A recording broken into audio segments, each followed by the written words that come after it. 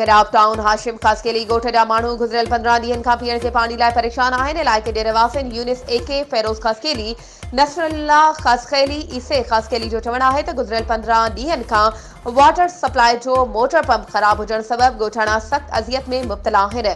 हुननि चयो त इंतज़ामिया खे शिकायतूं कयूं आहिनि पर को बि ॿुधण लाइ तयार नाहे। हुननि चयो त मुलाज़िम नौकरी करण बदिरां रिक्शा हलाए रहिया आहिनि पर हू कमु करण लाइ तयार नाहिनि। हुननि वाटर सप्लाई जो पाणी ॻोठाणनि लाइ मंज़ूर थियल आहे। इहो प्राइवेट सोसाइटियुनि, सनअती इलाइक़नि, कारखाननि, ब्लॉकनि जे ठलनि ते ॾिनो पियो वञे।